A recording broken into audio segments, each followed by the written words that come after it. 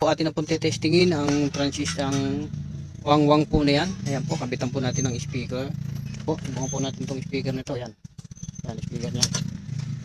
Ayan po, ating pong testing. Ito po yung speaker niya. Ito po ang speaker niya. Ito yung speaker. Ito yung positive negative niya. Ayan po, pinagpuputol na po ng gumawa. Ayan. Ayan po yung positive negative niya. Pero ito po yung speaker. Ayan po yan. Kabit po natin yung speaker muna. Ayan po yan. Kabit po natin. Ayan po natin testingin. Ayan.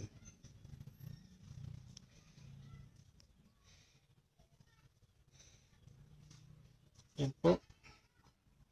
Yan po. Nagamit po tayo ng ibang supply sa kanya. Yan po. Gamitan po natin ng adapter na 12 volts. Yan. 12 volt na 1.5 ampere. Yan po. Yan po. Ating pong kakabit na po rito. Siyempre ito po yung ground. Ito po yung positive sa loob. Kabit po natin yung positive. Yan. Yan po. Ating pong testing. Yan po. Yan po.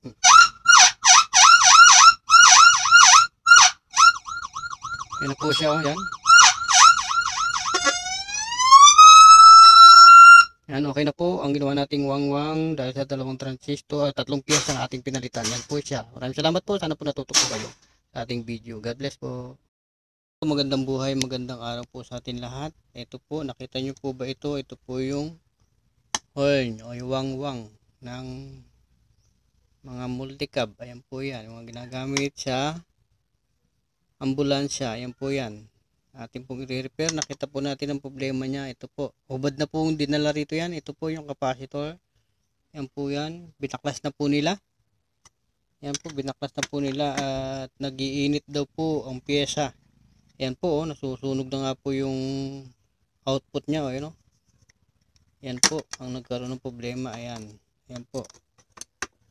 Po yan. Ang itim, oh.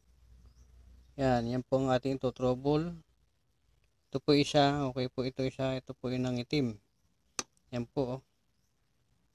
Oh. Yan po, dinala po rito ng mga car electrician yan. Yan. Mga car electrician. At hindi daw po nila magawa at ano.